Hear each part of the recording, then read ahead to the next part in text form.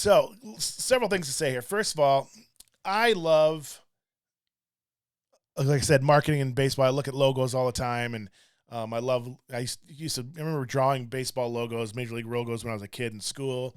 I've always loved logos. I love the Marlins logo, and now I know a lot of people don't like it because it's not necessarily traditional. I love it. This baseball logo here with the Marlins. I love the colors, the new color scheme.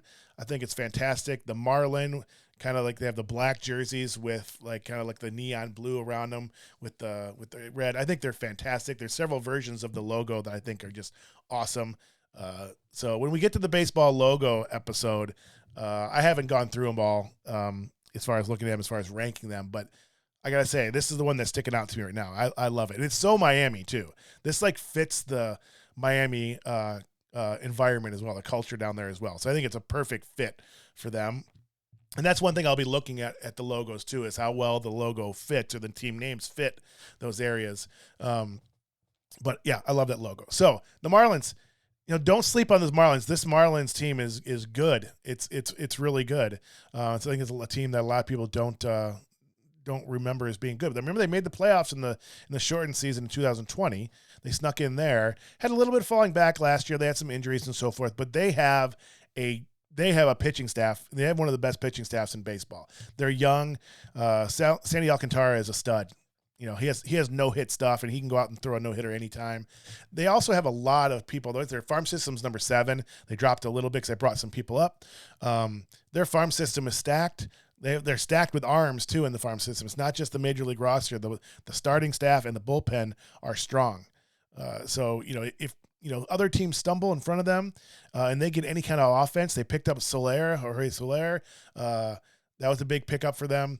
Picking up Jacob Stallings, I think, was one of the biggest pickups in the offseason for any team. I know that sounds crazy. It's a bold statement, but the way he can handle this young pitching staff, he's a solid catcher, lacking off some offensive skills, but he will lead that pitching staff. That was a great pickup for them.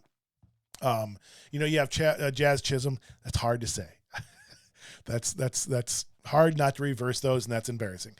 Jazz Chisholm, is a really dynamic player from the Bahamas. You may have seen him with his blue hair last year because it made all the newscasts and everything. Just really dynamic player and fun to watch. Really fun team. Miguel Rojas is their captain, their shortstop. I think Chisholm will eventually play shortstop, maybe. Depends on how he settles in there. Garcia, they have a solid lineup, and they're young.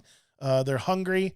I know that there's the mystique, and we don't know why Derek Jeter left. There's rumors saying he left because he didn't feel the organization was winning or committed to winning. And that very well may be the case. And I know it's new ownership, but they have a history of, doing well and then kind of just bailing. I know it's a different organization, different team structure, different owners, everything. But, I think that's kind of maybe where some of these rumors and so forth come from. And I'm not saying that it's not true. From a business standpoint, they don't draw real well.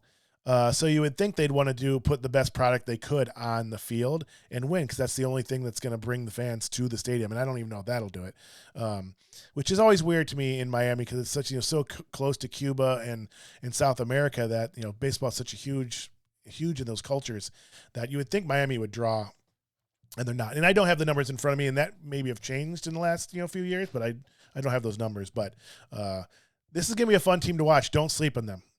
They're definitely a fun team to watch, that lineup is good. And it's not maybe the top tier lineup in the league, but it's going to score some runs. It's going to manufacture some runs, and with that pitching staff, they don't need to score a ton. That pitching staff is going to hold you down. So I have the Marlins at 82-82, 500. They were 67 95 last year. Yeah, they slipped back a little bit, but don't let that fool you. That happens from time to time. This is a solid team. The organization is set up for the next several years if they can keep it rolling and still continue to make good decisions. And if indeed they are committed to winning and putting butts in the seats, this is a team to watch. If they're not, you'll see them trade these players, and the whole cycle is just going to continue. They never kind of get past that mark. They've tried the approach in the past, would have worked because they've spent a lot of money on free agents, the Piazzas and all those people. It's a new age in baseball. I mean, there's teams that are always going to do that, but it's hard to sustain that.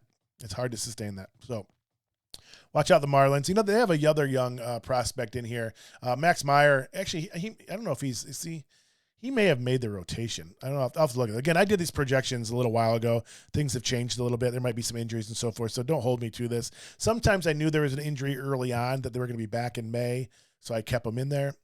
So this is just a general guideline. But Max Meyer's stud right-hander, so hopefully you'll see him. I was going to say something else really profound, but I don't remember. Again, if you're watching, let me know where you're watching from. Tell me your favorite team, and tell me I'm crazy in any of these picks. But that is the Florida Marlins, 4th place in the National League East. Let's move on.